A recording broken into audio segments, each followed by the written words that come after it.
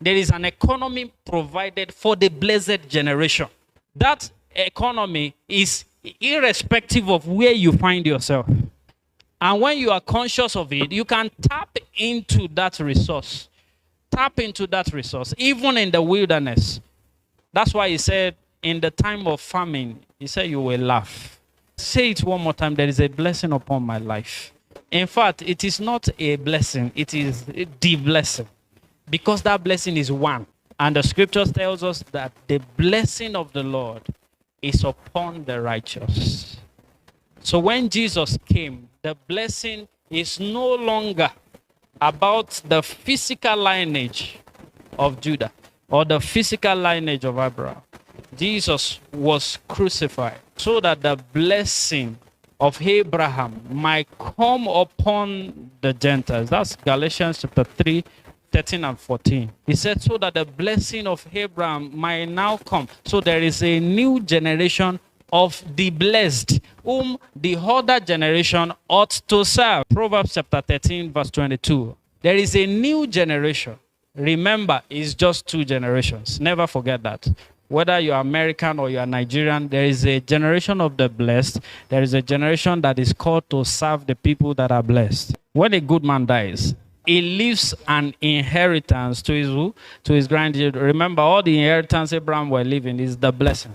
He said the wealth of the wicked is laid up for the righteous. Solomon, he said, I used to envy those people that are wealthy and they don't know God. He said, I used to envy them until I went into the house of the Lord. He said, when I went into the house of the Lord, I saw their hand. When I saw their hand, I stopped envying them.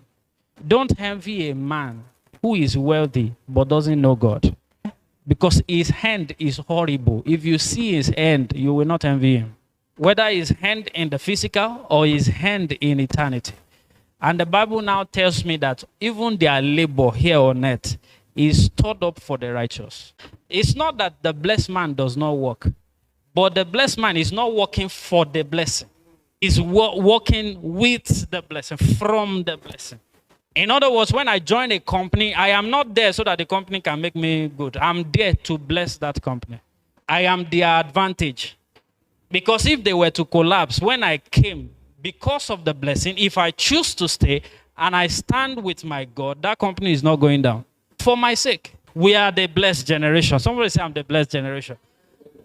We don't struggle for what the world is struggling for. We carry the blessing. And it is time for us to take back our identity as the blessed people. I say it boldly. Every other generation, every other person outside the blessing is called by God to serve us. Whatever they do is to be of service to us. That's why he said concerning Jesus, he said, sit at my right hand and I will put your enemies under your footstool. He said, but we have not seen all things put under his footstool, but we see Jesus. Somebody say, all things are under my feet. That's why Paul said, he said, all things are yours. Those things you are praying for, they are your possession. They are part of the blessing. Those things you are dreaming, yearning, your heart is longing for.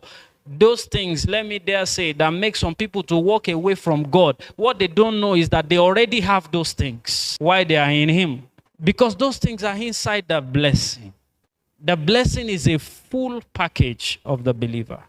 And in this year, we are recovering not just the blessing, but the consciousness of it.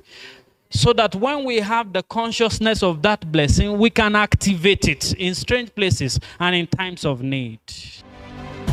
To get the full message, you can visit and subscribe to our YouTube channel for more transforming and life-changing messages. Rest and refreshing, tongues and scriptures. Powered by Red and